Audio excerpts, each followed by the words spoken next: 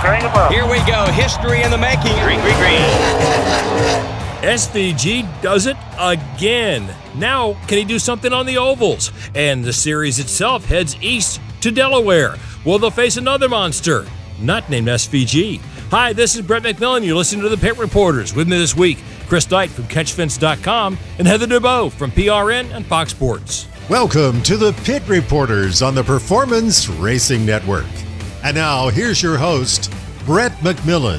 Hey, welcome to the show. Glad to have Chris and Heather here. We're going to have a lot of fun coming up over the next hour. And Heather, if you were playing 88 in the casino, it was your weekend at Sonoma, wasn't it? Yes, it was. I feel like we need to just rename all the road courses to SVG's house. Chicago, Sonoma, who knows, maybe Watkins Glen and the Roval later. Yeah, I mean, the way it's going, and 88 was the big number on Saturday, too, with the Connor Zilich running that one then. But the SVG, it's funny. People are going, he's just a road course specialist. And that may well be, but the road course specialist we used to have running in this series, Chris, never had runs like SVG's doing. No, we're seeing something special in the making with SVG, right? We knew he was special when he went to Chicago Street Course, never been in a Cup car, and won the inaugural Street Course race. And then for him to go out and do what he's done, 3 wins in 2025, all on road courses, like SVG he's putting those boys, making them work to catch them, right? So it's magical what he's doing. I guess that's the best way to put it. It's magical, and you don't have that kind of driver that can do that very often. Oh, that's the thing. You know, we go to Sonoma and all the road courses, Heather, and you watch qualifying, and sometimes people will have a hot lap and surprise you, and you think, wow, that's pretty good. But to do it one time and to do it 110 times or whatever the number happens to be at that particular road course, that's a huge difference. But SVG seems to do it 110 times. I don't remember the guy getting sideways. I don't remember him getting a tire in the dirt. He's extremely consistent.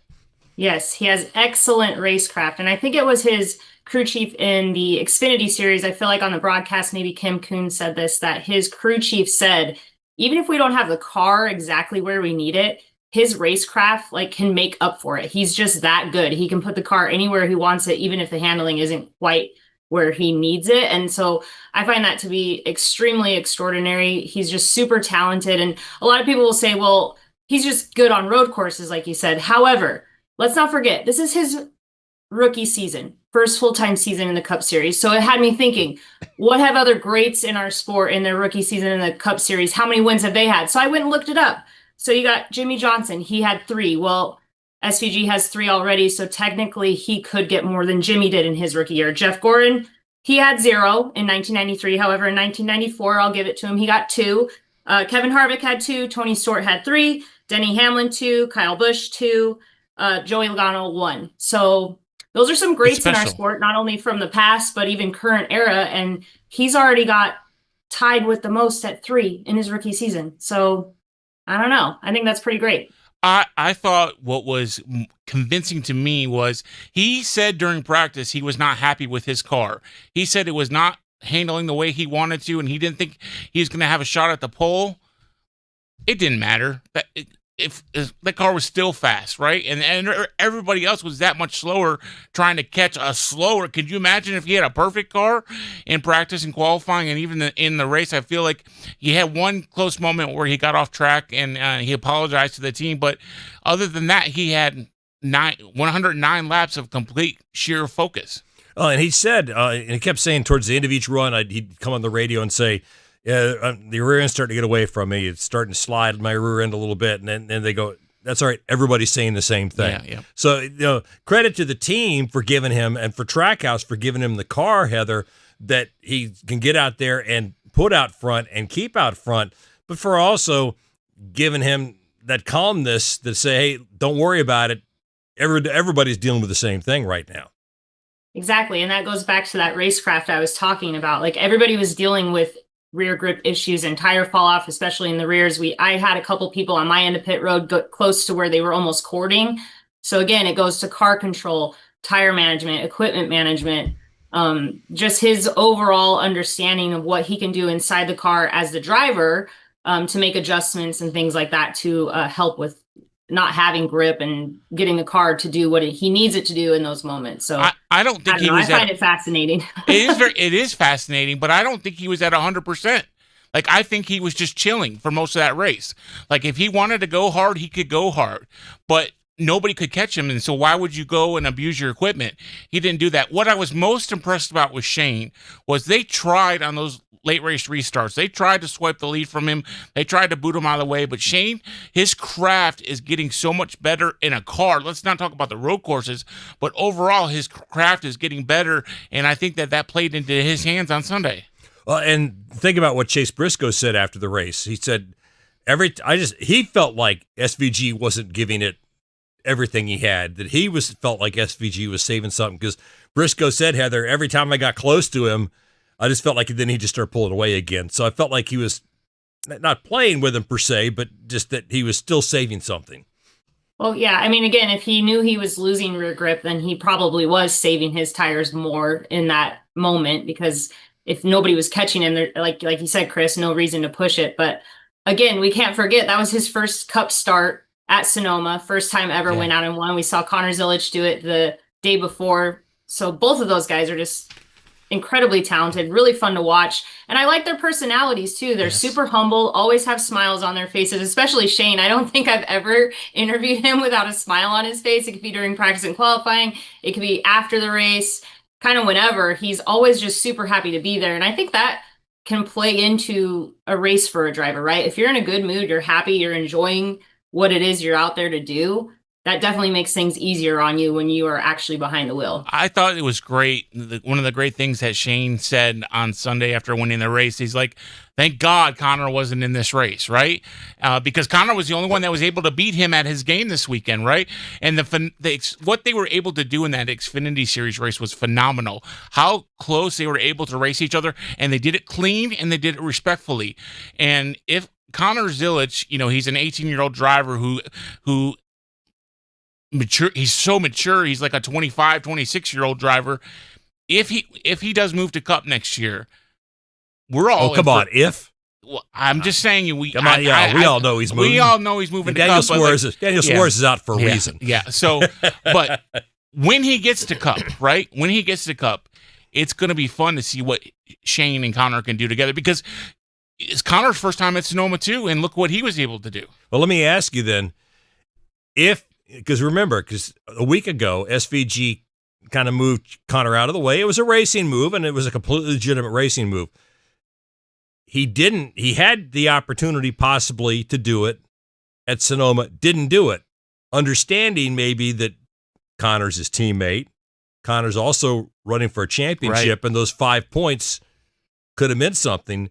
Would it have been different if A, it hadn't happened at Chicago, and B, if it hadn't been his teammate? I'm not sure. I don't know. I'm not sure. I don't think it would have been different, because I think they raced each other hard the entire race, but there's a difference between running them over. Race hard, right? Yeah. I think that they just have a different, especially Shane, because the racing he came from, they don't use bumpers on each other. Like, they don't beat and bang like we see in NASCAR. So he's kind of had to learn that that's okay to do, but he still doesn't even have to do it because he's just so good. So I'm not really sure if that played into it at all. I think if he had an opportunity to move somebody cleanly, he probably would. And I don't think Connor and him race each other like thinking, oh, we're teammates and this and that. Like, they're going to race each other hard no matter what, in my opinion. But well, I mean, Connor wanted to beat SVG because that's all everybody was talking about, right? The rhythm and the footwork of these two drivers is phenomenal, right? And I think they're going, by what they've been able to do, especially SVG this season, they're going to force those other drivers to go to work, right? And learn how, because before SVG, we had a lot of competition on the road courses. We didn't have the so-called road course ringers anymore. But now that SVG's here, he's putting those guys through a new camp. And those guys are going to do what they can to try to see if they can get even closer to him, because that's what they're going to have to do if they want a shot to win. All right, when we come back, I want to talk about Connor Zilich, almost 19.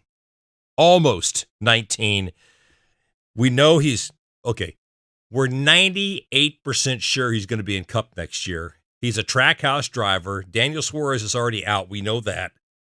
So this kid seems to be the next superstar in this sport. And I want to talk about him when we come back. This is Kyle Petty for Echo Park Automotive. As you might imagine, I know a thing or two about cars, and I'm here to tell you about a whole new way to buy a car, truck, or SUV. Did you know that Echo Park Automotive has over 95,000 five-star reviews? On top of that, every car that Echo Park Automotive sells goes through a 190-point inspection to make sure that it looks and drives like new, so you leave happy. It's even in their name, Echo Park Automotive. Every car, happy owner. The official used car dealer of Speedway Motorsports. When it comes to maintaining your engine to run at peak performance, trust Z-Max Micro Lubricant. Z-Max soaks into metal, so it's easy to add to your oil or gas to disperse carbon buildup in your engine, fuel system, and transmission. Protect your vehicle's engine to the max with Z-Max. Check us out at zmax.com or visit us on Facebook and Twitter to find out more about our full line of products.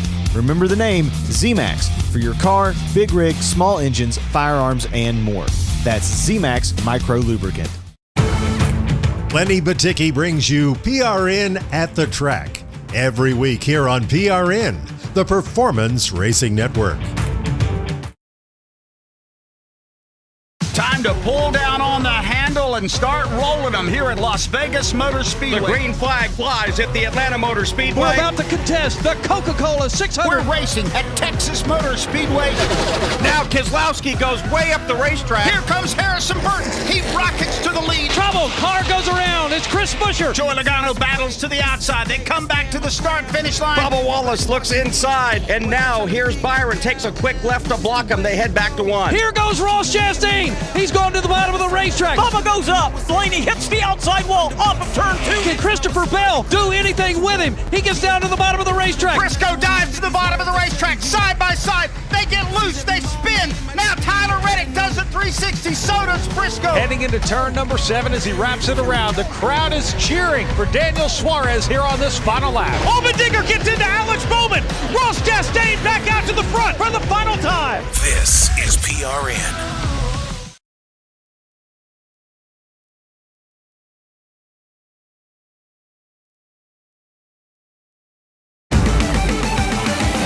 We're back with more of the Pit Reporters on the Performance Racing Network.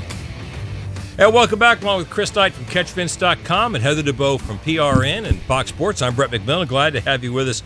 We're talking about Connor Zilich, who is the one guy in the last 2 weeks that's been able to beat Shane Van Gisbergen. And, of course, next year, we fully expect that he will be Shane Van Gisbergen's teammate in the Cup Series. This kid, at 18 years old, is something else. He's an incredible talent behind the wheel. He's got 3 wins this year at COTA, at Sonoma, and also at an oval win at Pocono, even though he still hasn't won at a 4-turn oval. So, I mean, that really counts. He's still got one missing on the resume because he hasn't won at a 4-turn track. He has, Chris, 7 straight top 5 finishes in the Xfinity Series. And when you talk to the young man, you would never know he's 18 years old. No. He's respectful, and he's wise beyond his years. Yes. And I think that's why it makes him so attractive to everybody, right? And attractive to the fans and whatnot. You know, Jeff Gordon, when he was in his prime in the Cup Series, they called him Wonder Boy, right? Well, Connor Zilich is Wonder Boy 2.0 with an exclamation point, right? That's what Connor Zilich is. And what is made me so impressed with Connor is he's come, yes, he has a road course background, so it's not surprising to see him fast on the road courses, but how quickly he's been able to adapt to the ovals. Like he had a shot to win at Talladega Super Speedway, and then, you know, unfortunately got dumped on the last lap. Just how quick he's been able to get into a rhythm and learn these tracks, it's phenomenal. And he's done it without running any ARCA races or truck races. And Heather, you know, he's also run. I was talking to him in Atlanta about the drafting, and he goes, "The drafting's not the problem. I've done drafting before." He was surprised at the aggressiveness of the drivers the first time around at Atlanta. He goes, "I've got to learn how to be more aggressive in the draft and really learn the risk versus the reward, when to be aggressive and when not." Right. And Connor, so I've known Connor. I was actually introduced to him, I want to say it was 3 years ago. He might have been 15. Maybe it was 15 or 16 years old. And it was Jamie Little and I. We were in the ARCA garage, I believe, at Talladega, I want to say. And we were introduced to him and they were saying, hey, he's going to make a couple starts, ARCA East. And, and you meet those young kids and you're like, oh yeah, good luck with everything. Like, hope to see you out there. Cause you meet so many up and coming new talent that you just kind of in the moment think like, oh great, like we'll have a new face. That'll be fun. No idea the kid was going to come out and completely dominate like he does. Okay. So again, I covered him in the ARCA series a little bit, ARCA East, and then the ARCA National series that he was old enough to drive in. And it was just so impressive. He's just always been super humble, easy to talk to, one of the nicest kids out there, very smart.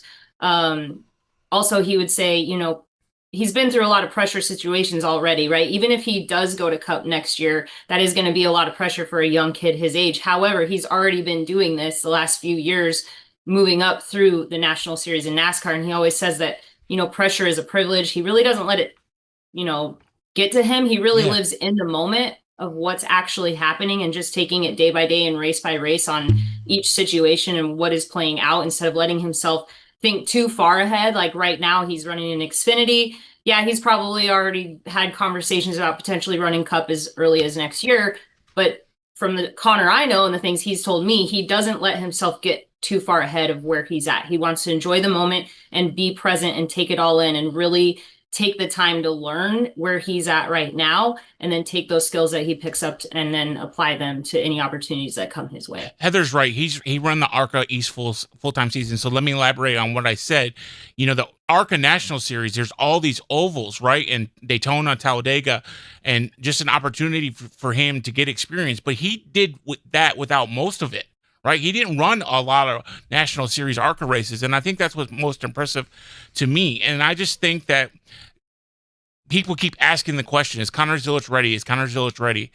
Yes, he's ready, but I think we need to temper our expectations on what he can deliver in Cup next year. Can he win? Sure, he can win, but it's a whole new ball game that he's going to be playing. I think that Connor will make the championship 4 in the Xfinity Series this year.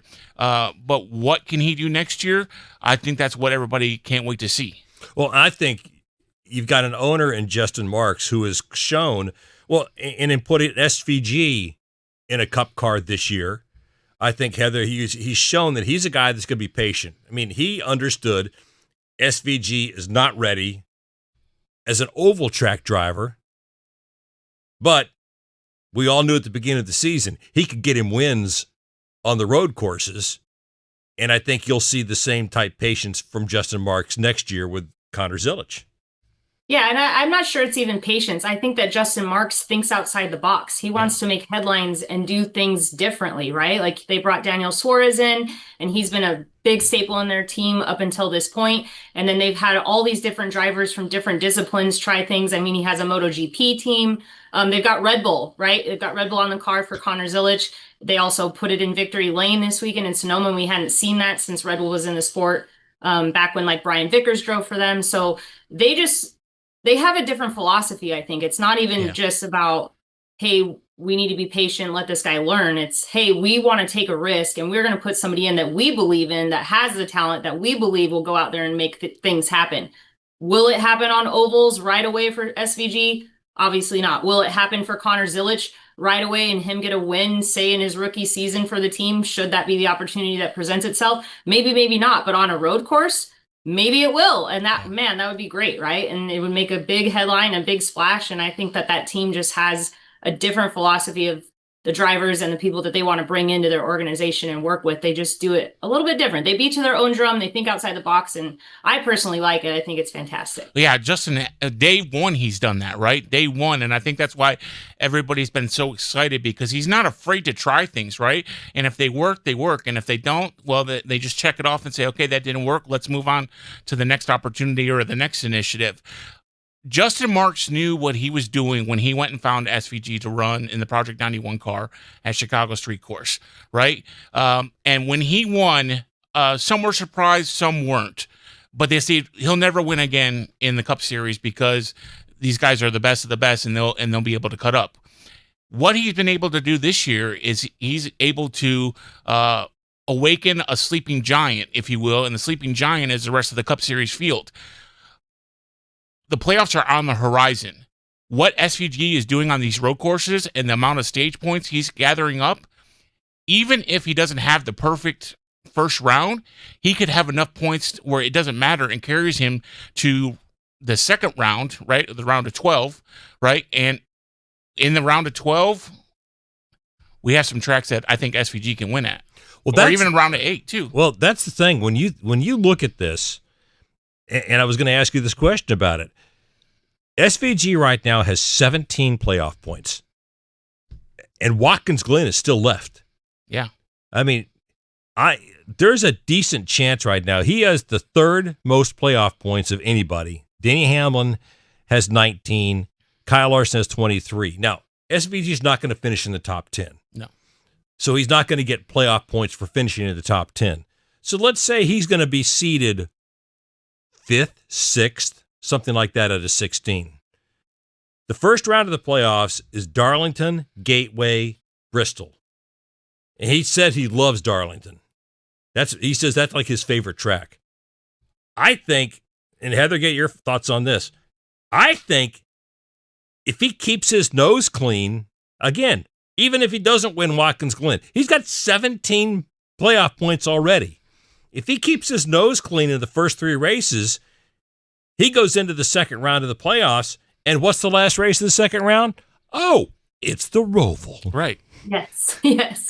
Yeah. So I was looking at this and I'm like, man, he could make it to the Final Four. So bear with me on this. But I was just thinking before the playoffs start, you got Watkins Glen, which even if he doesn't win, he's probably going to get stage points there, right? So he'll get a good points day, even if he doesn't win, because I think he'll be top 5.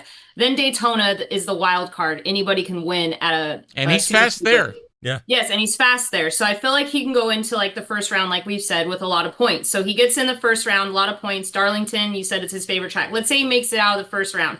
Roval wins it, moves on to the next round. Then you have Talladega, which is another one of those wild card super speedways. He wins or ends up getting enough points to move on to Phoenix, and then he's in the Final Four. Like, really, it could happen. Yeah. But I think there's some legitimate tracks that he can run well and get some good points and advance himself. So, I mean, it's not out of the realm of possibility for him to do really well in the playoffs. And should everything align and, like you said, he keep his nose clean. Yeah, I agree. And also, SVG is going back to these tracks for a second time. And I think going back to these tracks for a second time is going to better him, right? Because he knows what works and what didn't work.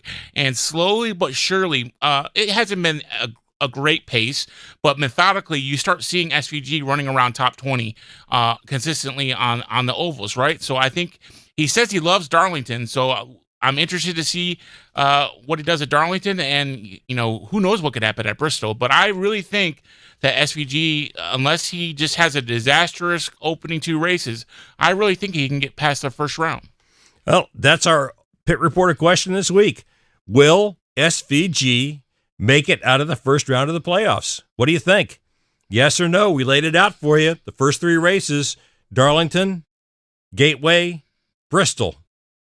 And if he gets out of the first round, man, a lot. You're talking about, New Hampshire and Kansas and the Roval, which, that would put him in the final 8.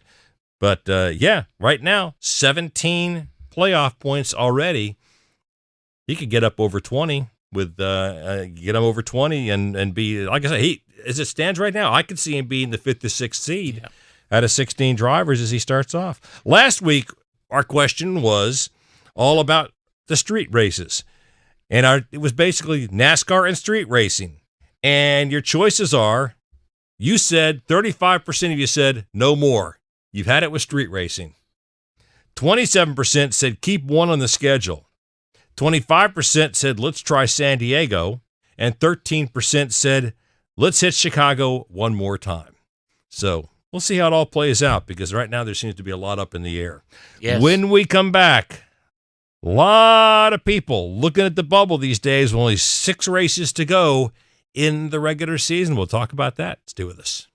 I have a friend, about 50, had a bad accident and couldn't go back to work. If you're between the ages of 49 and 63 and can't go back to your job because of a physical or mental disability, Social Security could pay you as much as $3,800 a month. If you or a family member is unable to work because of a disability, call the Social Security Disability Helpline. Our team will give you a free case review and explain to you how much money you're entitled to, and you won't pay anything unless we get you benefits. See if you or a family member is entitled to close to $45,000 a year in Social Security disability funds. Remember, this is not something for people over the age of 65. If you're under 65 and can't work, call now. 800-731-1582. 800-731-1582. That's 800-731-1582. Mark Garrow's your host for Garage Pass, here on PRN, the Performance Racing Network.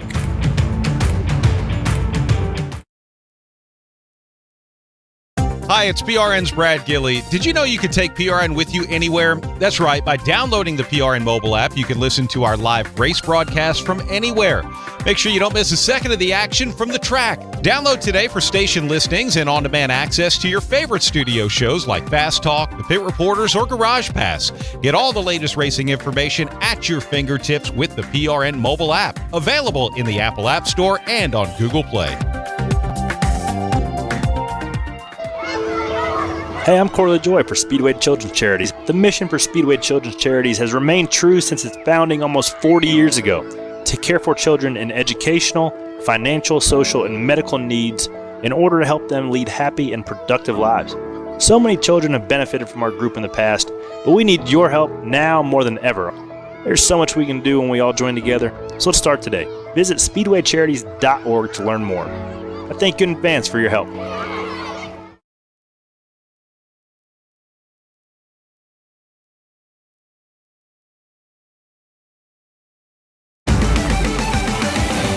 Brett McMillan returns with more of the Pit Reporters here on the Performance Racing Network. Hey, sweepstakes fans, start your entries. Visit echopark.com/speedway to enter for a chance to win a Toyota Tundra, plus a brand new Thor camper. Visit echopark.com/speedway now, and you can drive off a winner. Along with Heather DeBow from PRN and Fox Sports and Chris Knight from CatchFence.com, we're glad to have you with us. All right, let's talk about the Bubble Boys right now, Heather. As we look at the Cup Series, it's getting really interesting. But it's funny, you talk to all these guys around the bubble, and you and I both had a chance to do it over the weekend at Sonoma, and you talk to your Bubba Wallaces, your Alex Bowman, your Chris Buschers, and every one of them says, I'm not counting on making it on points. I got to be thinking about wins because, especially with Busch's situation, he said, last year we thought maybe we were okay with points, but we can't count on that because we're just afraid the cut line's going to move too much. I mean, they're all happy SVG won these last two races because he'd already won, so it didn't bring any new winners into the mix. But, Bubba Wallace right now, 3 above the cut line. Bowman's 32 plus. Busch is 34. Ryan Preece is 3 below the cut line. Kyle Busch is minus 37. Allmendinger minus 50. Ty Gibbs minus 60. Eric Jones minus 68. So 6 races to go. There still could be a lot of movement in there. Not to mention, as we talked about, you throw in some new winners there, and that could really move things around.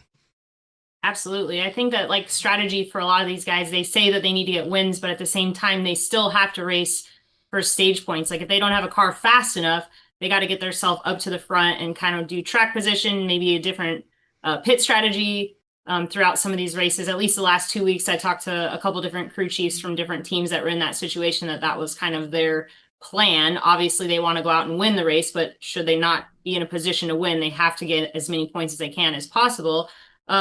Sonoma, I thought was interesting.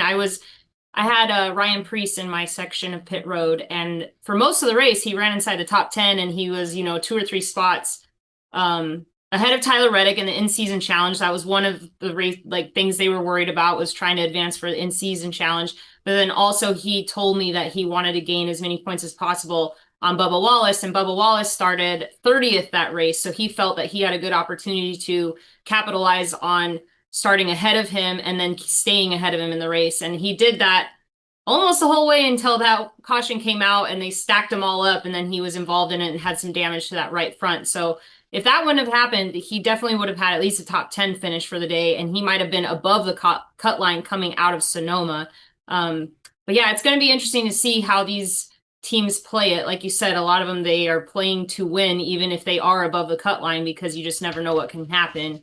And points aren't a guarantee. So it'll be interesting to watch. I'm excited to see what happens in Dover. I know Ryan Priest said that that's a track he's really looking forward to. So with him only being 3 below, maybe it's another opportunity for him to go out and try to point his way above the cut line or get himself in a position to win a race. Well, Chris, we've been looking at, a guy like Brad Keselowski's been running really well lately, and he's going to have to win. But he's sitting 27th in points. Yeah. And he's one of the last guys that these guys around the bubble want to see. I think Brad knows that, and we all know that his only shot to win, or his only shot to be in the playoffs, is to win. They've had the speed the last, I would say, month or so? They've had the speed. They've had cars capable of winning. They just haven't been able to get the execution 100% right. And in today's NASCAR Cup Series world, you have to be perfect on every level in order to put yourself in an opportunity to win a race. And unfortunately, Brad has it. I'm on my edge of my seat. Can't wait to get to Daytona in August, because last year we didn't have that as the cutoff race, right?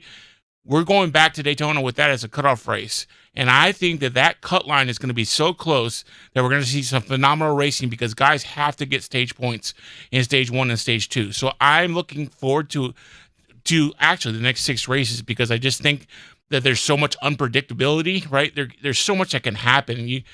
What if we have a fuel mileage race at Indianapolis Motor Speedway next week? There's just so much that can happen. I will say this.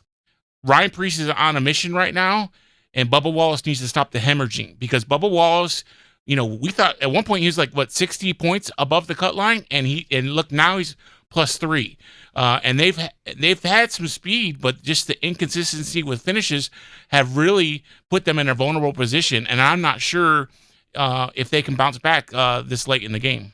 Well, I heard Tyler Reddick this week on Sirius talking about it. I mean, he's well above, and he's 4th place in points right now, and he's not ready to say he feels comfortable yet, because too much can happen at this point in time, Heather.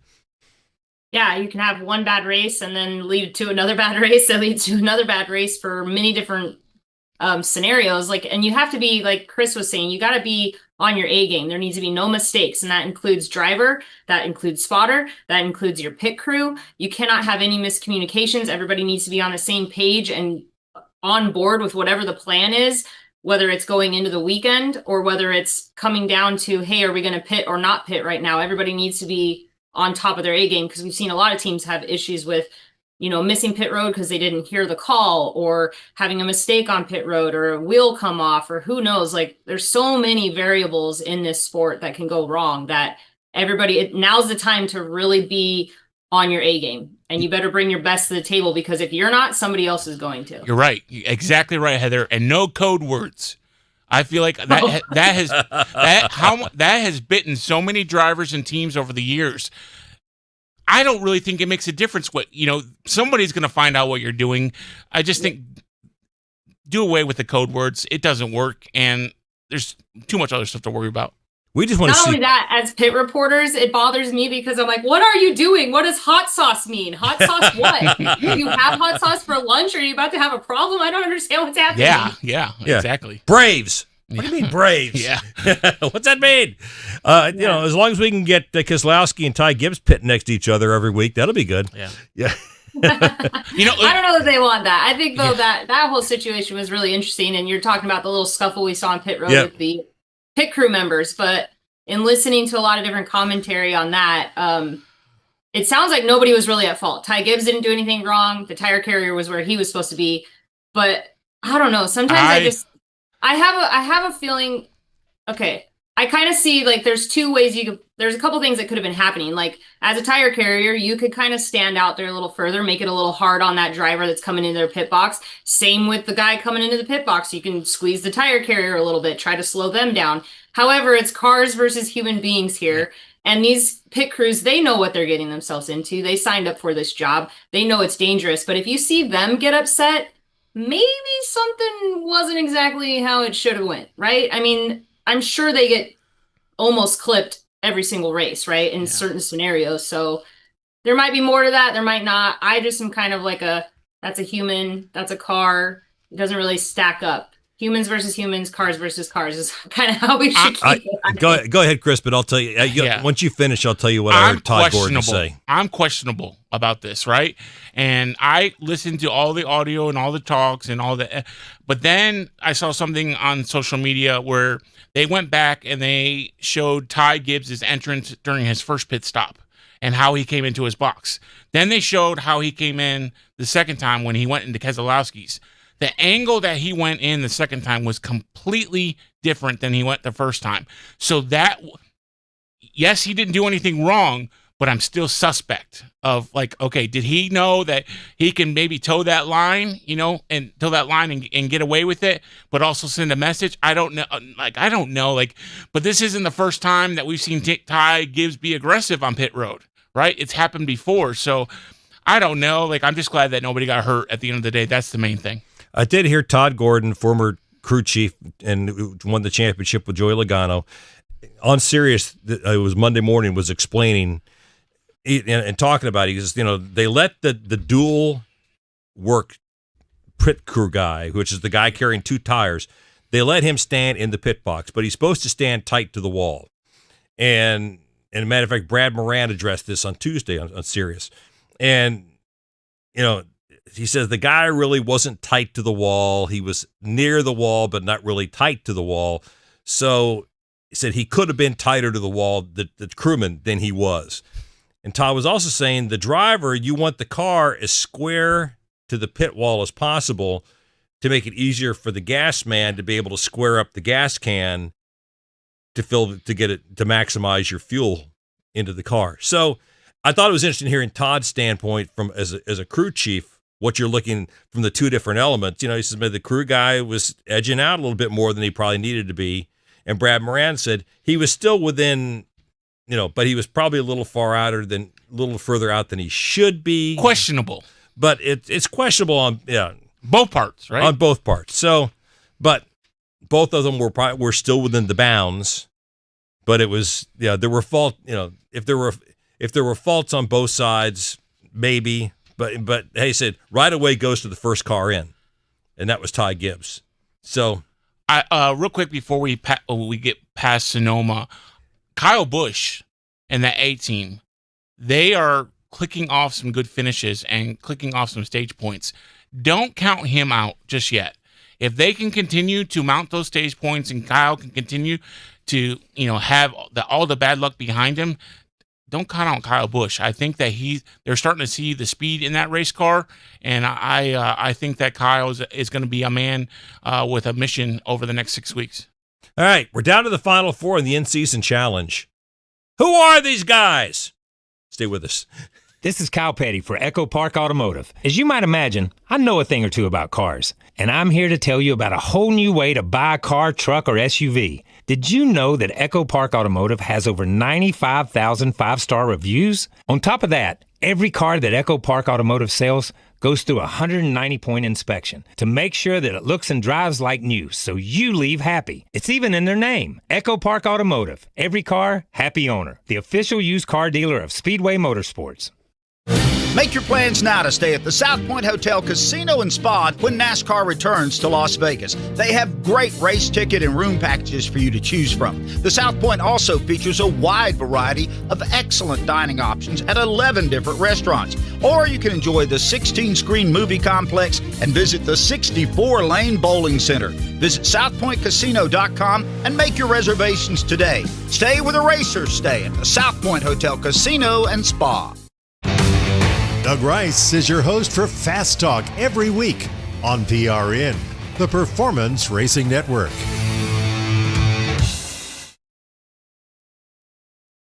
A NASCAR memory with Doug Rice and Kyle Petty. They established the Hall of Fame. First two people that get in, besides your dad, is Bill France Sr. and Bill Jr. Your time behind the wheel overlapped with Bill Jr., didn't it? Yes, for sure. For sure. I was called to the truck many times while Bill Jr. was in there. But you know what? What I remember about Bill Jr. as much as anything was being a kid and him sitting and talking to my dad or talking to my granddad. And Bill Sr. would be in some of those conversations, but you'd sit down at the racetrack and they would talk about where the sport was and where the sport was going.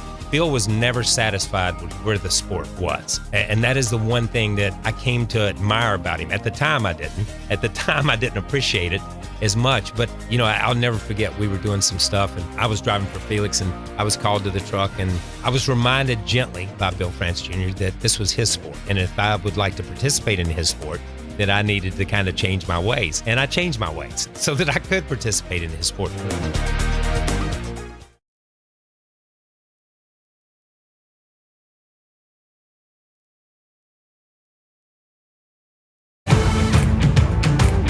Let's get back to more Pit Reporters on the Performance Racing Network.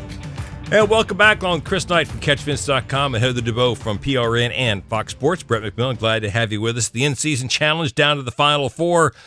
And, well, we know no fan's going to win $1 million because nobody picked the perfect bracket. That was gone after the first round. I said it last week, Chris. I know you weren't here last week, but I said it last week. This is not what TNT thought they were getting when they did this in-season challenge. But what you've ended up with in the Final 8 and now the Final 4 are people that it means a heck of a lot more to than it would have if it had gone according to plan. Ty Dillon versus John Hunter Nemechek, Tyler Reddick versus Ty Gibbs. Any one of these guys winning $1 million. Now, I mean, winning $1 million is a big deal anyway. Right. But any one of these guys, that winning that $1 million is going to mean a heck of a lot more to any one of these guys than it would have been to Chase Elliott or Joey Logano or Denny Hamlin or any of those guys. I mean, in the Final 8, there was not a single driver who had a win this year, and I think 6 of the Final 8 have never won a race. I mean, look at it, 3 of the Final 4 never won a race. That's the fun of this, right? So Atlanta threw everything up in the air and just said, hold my beer, right? So I feel like that's what happened at Atlanta. As far as the in-season challenge, my bracket buster is Ty Dillon. I think many expected Ty Dillon not even to get out of the first round. And here we are in the penultimate round of the in-season challenge. I would love to see Ty Dillon in college racing get $1 million payday. But you're right. Any one of these guys deserve it, right? And I think it just adds a great storyline. And it may not be what everybody intended to be, but we're still talking about it. And you know where the finals are? Yeah. Indianapolis. Yeah. You know where Ty Dillon got his only Xfinity Series win? Indianapolis. There you go. There you go. Are you foreshadowing to who's going to win this? I don't know if I'm going to foreshadow it. I'm just throwing out facts. Throwing it out there. Yeah, no, I think it's been fun. I mean, I know like everybody goes into it thinking we're going to have big time championship drivers in the Final 4 and or the Final 2. But that's what a bracket is about. Yeah, the bracket is a bracket challenge, whether it's any sport, right? Football, basketball, baseball, whatever we're playing. Everybody loves a bracket buster and that Cinderella story that just comes through that nobody expected, because, you know, Brett, you did say, well, no fan out there's winning. There's going to be a fan out there that picked this correctly, because there's always like one person in everybody's brackets when they're doing March Madness or whatever. No, nobody picked that. That was predicted the Cinderella story to come through and win. Nobody picked the perfect bracket. Well, maybe they didn't sign up and they thought in their mind that. Well, then they should have signed up because if a fan had picked a perfect bracket, they would have gotten $1 million. And NASCAR announced after Atlanta, nobody picked the perfect bracket. Well, you know, but somebody is going to get like $100,000. Yeah, I thought it was like 10. Was it 10? 10,000? Yeah. Somebody's going to win $10,000. Whoever gets the most points. So somebody's going to win something. That's good. Okay. That's good because we like winners, right? So I mean, it's just I was skeptical when this was announced. I'm like, okay, is this a gimmick? Is it going to really produce what we're looking for? It did, and I'll tell you the example that put him when Ty Dillon bumped Alex Bowman out of the way on the last lap at Sonoma last weekend. He knew what he was up against, and he knew what he was fighting for, and he just had a kid not too long ago, so $1 million payday will definitely help the college fund, right? And I think it was great with it where they climbed out of their cars and they both went over and gave each other a handshake and whatnot, and they were great sports about it. That's what it's all about. Yeah, there you go. Hey, real quickly, it was announced last week that the Clash, I don't think we're any surprise, going back to Bowman Gray again this year. You like it? I think it's okay. Like I just, I'm fine with it going to Bowman Gray. I just hope it's entertaining for the fans. That's my biggest thing. Is it's a great facility for what we've known it before. I just want it to be a good show for the fans, and I think the drivers have a lot of ability to do that. As somebody who lives in Arizona, Heather, Yes. you wish it was someplace warmer. Well, no, I enjoyed it because I had never been to Bowman Gray up until this year. So when I walked in on Saturday and the modified race was just getting ready to start, that crowd was packed. It was no seats, standing room only, and they were loud. Like they were so excited to be there. And I loved the energy of Bowman Gray. So I'm okay with it going back there. Yeah, is it a little cold? Sure. But like I like it at that short track, good old Friday, Saturday night, local short track racing feel. That's something that I really enjoy. So personally, I think it's a plus to have it go back there again. It's definitely a plus, but I just want it to be a good show for the fans, right? Because they're the ones that are coming out there in the less than ideal weather conditions, and I feel like that if the drivers do their part, they can put on a good show. Like I thought that the heat racing and all that stuff leading up to the clash was some of the most exciting stuff that we saw that weekend. So I just want it to be good for the fans because they deserve it. But maybe number 2 will be better than number 1. All right, Miles the Monster awaits next. We'll talk about that when we come back. Listen up, fellow timeshare owners. If you're a timeshare owner and you want out at all costs, you're done, frustrated, tired of wasting money, you don't use the darn thing. Get out now. Hire the best Bulldog timeshare cancellation team in the business. Their in-house legal team, headed by a timeshare cancellation lawyer, can help you fight the biggest and baddest companies out there that sell timeshare. At some point, you were using your timeshare, but now you're not, and you're tired of wasting money. Before you go to the poorhouse, call right now and learn how you can stop the maintenance fees and put more money back in your pocket. Their services cost you a lot less than you think, and you'll save a lot of money over time. Call the Timeshare Exit Hotline now. It's a free consultation. 800-890-5957. 800-890-5957. 800-890-5957. That's 800-890-5957. Catch Kyle Petty's Back Then Again Country Countdown with Charlie and Debbie here on PRN, the Performance Racing Network. Hi, I'm Ryan Blaney, a third-generation race car driver, and we dedicate a lot of our time to going as fast as possible. But when my grandpa was diagnosed with Alzheimer's, it was a very unexpected bump in the road for us. It's important to notice if older family members are acting differently, experiencing problems with their memory, or having trouble with routine tasks. Early detection of Alzheimer's can give your family time to explore support services, make a plan for the future, and access available treatments. If you or your family are noticing changes, it could be Alzheimer's. Talk about seeing a doctor together. Here's Christopher Bell. My Toyota Camry TRD race car isn't cheap to build and prepare. I have a pit crew that maintains and fixes my equipment. I have a spotter high above the track watching my back, talking me through turns and potential dangers on the track. I physically train to handle the stress of driving. And I have software helping my crew chief and engineers make the right strategy calls. And with all this, I never take my eyes off the road, and neither should you. One distraction can change everything in one instant.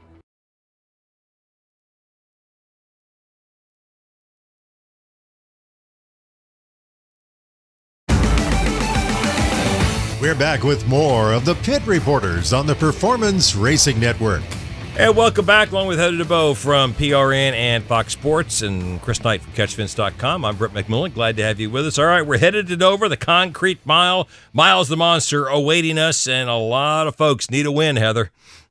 Yes, they do. And it's going to come down to whoever can be mentally and physically on their game, because this track is just a beast, a monster, right? And I mean, these guys, like, you got to be mentally focused, and you're in that car. The track is rough. I heard someone say it's like your eyeballs are floating in your head because you're just being beat up in the car from how the concrete is. But it's going to be fun to watch. You got to be up on the wheel and drive the car hard. So any of the drivers that have that type of racing style will probably do really well.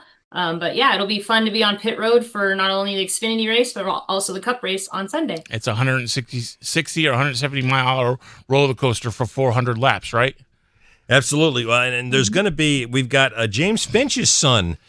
Jake is going to be making his Xfinity debut, and he's had some success there in other series. Oh yeah, he won the ARCA race in 2023, I believe. And Jake Finch hasn't run many races this year. He's run the ARCA race at Daytona and Talladega, and unfortunately got sick and wasn't able to run at Michigan. I wrote a story at catchfence.com about Jake running. He's excited. This is a great opportunity for him, and I love what Rick Hendrick is doing. Right, he launched this Xfinity Series program, and he's given so many drivers: Raja Karuth, Boris Said, Corey Day, and now Jake Finch. It's great that he's giving them an opportunity to showcase their talent. I think you should keep your expectations level for Jake, but I think if he can come out of there with a top 15 finish, that's a win. Well, and a guy that we've seen win a couple times up there, Ryan Truex is running this week, but not for Joe Gibbs, Heather. But he's won a couple times up there in the Xfinity Series. Yeah, home track too for him. The fans up there love the Truex kids, whether it was Ryan or Martin. Anytime they're in the race, they're pulling for him, and it's always good to see them come back and run at Dover at their home track. And Jake Finch is another guy that I got to know in the ARCA series as well. Like Chris said, he won at Dover. He's racing the ARCA race again on Friday, so he'll have a little bit extra seat time. But he's an interesting kid. Obviously, his dad is James Finch. They actually share the same birthday, which is funny. So they have the same name, same birthday. Jake has his pilot license, so he can fly to and from races if he wants to, like many other guys. And he's super into golf. But then with their construction company, he knows how to run all the heavy machinery and construction equipment. So I'm excited to see him out there. I'm proud of him for having the opportunity to have a start with Hendrick. I think that'll be really exciting for him to be in that number 17 in the Xfinity Series. And I think he's auditioning for future races in that 17 car for this season. We'll see what happens with Corey Day if he sticks with Junior Motorsports or if he sticks with Hendrick. But I just think, Jake Finch has been waiting for this opportunity to get in a good car and showcase his talent at the national level. And he's just a fun guy, a cool guy to be around, right? He's young, but he's hip, and he makes you laugh. And I think if you can make somebody laugh, that's the greatest gift in the world. Well, Heather, if we look at the Cup Series, Martin Truex Jr. has been very good. Obviously, he's not in the race. Denny Hamlin has been very good at the concrete, on all the concrete tracks, and especially at Dover. What are the chances we see somebody like a Brad Keselowski come out of the pack, or a Carson Hocevar come out of the pack and upset the bubble? I mean, anything's possible. I'm not sure if I have a percentage for you on what the chances are, but I think anything's possible, especially the guys that know they need to win. They're going to be pushing hard for the win. And like I said, guys that are aggressive and have that driving style that they can race hard and run the car hard and drive the car hard, those are going to be guys that I'd be looking at. I mean, like I said, Ryan Preece mentioned Dover. I think that that's a track that plays well to his driving style. He could be somebody that could do that. But I mean, all the RFK cars, they've had speed. If Bubba Wallace, maybe he can get up on the wheel and make something happen, knowing that things haven't been going the greatest for them and they definitely need to get some points. So I think it's anybody's game. I think it's just, again, whoever can get themselves to that point where they are mentally focused and come in, don't make mistakes, execute, and just really drive their best race, they're going to come out on top. I think you can't count out the front row guys either. Zane Smith, Todd Gilliland, Noah Gragson, those are guys that get around Dover pretty well. So I think does Kyle Larson get back on track this weekend? I think that's a big question everybody's asking. When is Kyle Larson going to right his ship? Because he's nowhere near championship caliber right now. And I know that the number 5 team knows that, but I think everybody's waiting to see if he shakes out of this slump that they're in. And Dover might be the perfect place to do it, but I think he's going to have a lot of challengers. And I would not be shocked if we had a first-time Dover winner on Sunday. All right. We'll see how it plays out. When we come back, White Flag Laps. Hey, this is Michael Walter for Echo Park Automotive, and I'm here to tell you why you should shop Echo Park before you buy a car, truck, or SUV. Over half of the inventory at Echo Park is priced below $25,000. And car for car, truck for truck, Echo Park Automotive's pricing is $3,000 less than the competition. Maybe that's why Echo Park has over 100,000 five-star reviews. Echo Park Automotive is built to make sure everyone drives away happy. It's even in their name, Echo Park Automotive. Every car, happy owner. The official used car dealer of Speedway Motorsports. We work hard to keep our cars looking great on the outside, but engine components need our attention too. That's where you can trust Z-Max Micro Lubricant to disperse carbon buildup in your engine and fuel system. To keep your car or truck running at its peak. By soaking into the metal of your engine, Z-Max Micro Lubricant improves performance, extends engine life, and reduces emissions. Trust the many customers who've said, "Thanks for saving my engine." Find out more at zmax.com or follow us on Facebook and Twitter. Lenny Baticki brings you PRN at the Track every week here on PRN, the Performance Racing Network. Get your NASCAR fix with PRN's Garage Pass. It's hard to just turn it around in 1 week, but I wouldn't be shocked if we did. I don't think the results have been what we have hoped for or expected, but I think the potential in the cars and the speed has been pretty good. You know, it's a big deal already, so that's a big positive for us. So I think now it's just about working together and getting better. I think the Penske cars are still elite when it comes to plate racing. Hi, I'm Mark Garrow, tracking the latest racing news every weekday. We all play a role in keeping our community safe. Every day, we move in and out of each other's busy lives. It's easy to take for granted all the little moments that make up our everyday. Some are good, others not so much. But that's life. It's when something doesn't seem quite right that it's time to pay attention. Because only you know what's not supposed to be in your everyday. So protect your everyday. If you see something suspicious, say something to local authorities.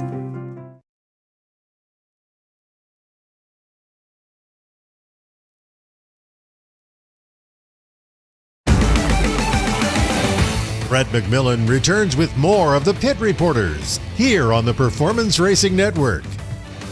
Hey, welcome back. Time now for our white flag laps. And first up from PRN and Fox Sports, it's Heather DeBow.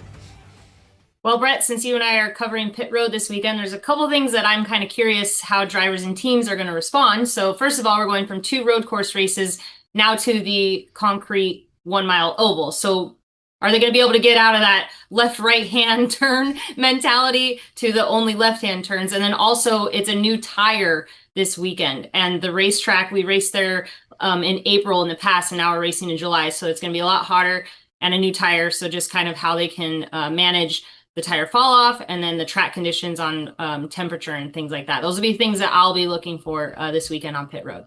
I'm going to be looking for the world's largest rubber duck again. That's right. I love it. And there's going to be a beach there, too, apparently. Yes.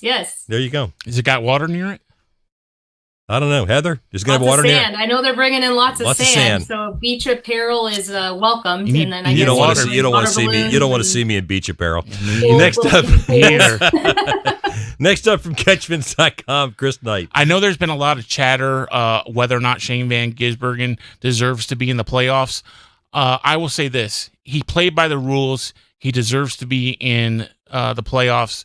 Just because you're 32nd in points doesn't mean it's his rookie season, so what he's been able to do is remarkable in itself. But they didn't do anything wrong. They didn't cheat. They didn't steal. They deserve to be in the playoffs. And I'll remind you that nobody had a problem when Kyle Busch broke his leg at Daytona, and he only run half the schedule, and he was able to, get in the playoffs, and I think ultimately win the championship that year, right? Yep. So if Kyle Busch can do it, so can Shane. Yeah, and now he's up to, what's he up to? 26th in points now. So he's in the top 30. Get over it. Hey, there's been a lot of talk because I think of Shane Van Gisbergen's success the last few weeks. A lot of folks talking about, are there too many road course races? Okay, there's 6 this year. That's 1/6 of the schedule, and I have no problem with that. I like the road course races, and I think, do we need more? No, but I like 6 for a nice number. We got an international race in there, which I think that's important for the sport as a whole.